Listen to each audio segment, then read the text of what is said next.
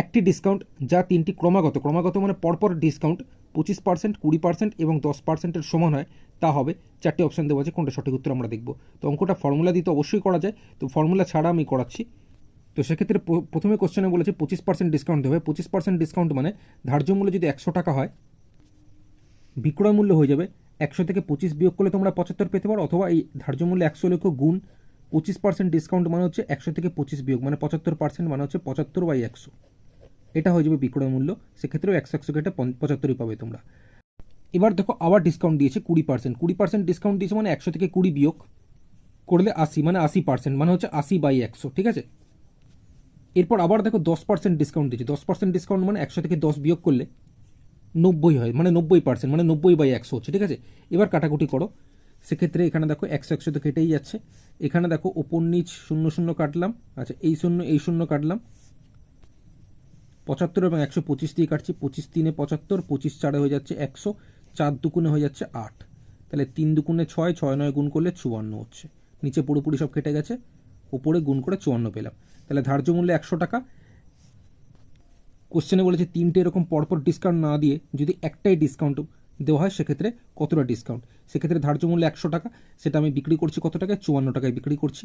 তাহলে ছাড় বা ডিসকাউন্ট কতটা হচ্ছে, 100 থেকে 54 বিয়োগ করলে 46 হচ্ছে, মানে 46% ডিসকাউন্ট। 100 টাকায় 46 টাকা ডিসকাউন্ট, অর্থাৎ 46% ডিসকাউন্ট। অপশান এই সঠিক উত্তর।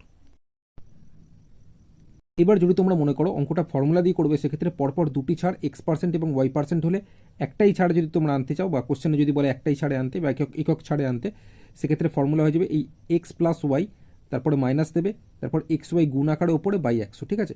তো সেই অনুযায়ী এখানে যেহেতু তিনখানা আছে, তো আমরা 25 আর 20 নিয়ে প্রথমে কাজ করব। সেখান থেকে যে সংখ্যাটা বেরোবে তার সাথে 10 নিয়ে যেটা হবে, মানে এই ফর্মুলা অনুযায়ী করলে সেটাই সঠিক উত্তর হয়ে যাবে, ঠিক আছে। তো প্রথমে 25 আর 20 নিয়ে আমি কাজ করছি।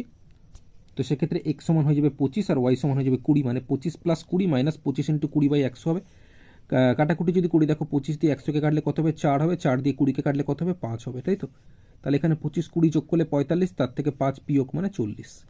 এই যে 40 পেলাম এই প্রথম দুটো থেকে, এই যে 40 পেলাম, এই 40 আর 10 নিয়ে আমরা কাজ করব, যেটা বেরোবে সেটাই সঠিক উত্তর হবে। এই ফর্মুলা অনুযায়ী করবো, ঠিক আছে। সেক্ষেত্রে এই ফর্মুলা অনুযায়ী করলে, মানে x + y - xy/100 এই ফর্মুলা অনুযায়ী করলে 40 প্লাস এই 10 নেব, মাইনাস আবার এই 40 গুণ 10/100, ঠিক আছে। ওপর নিচে এই দুটো শূন্য কেটে দিয়েছি।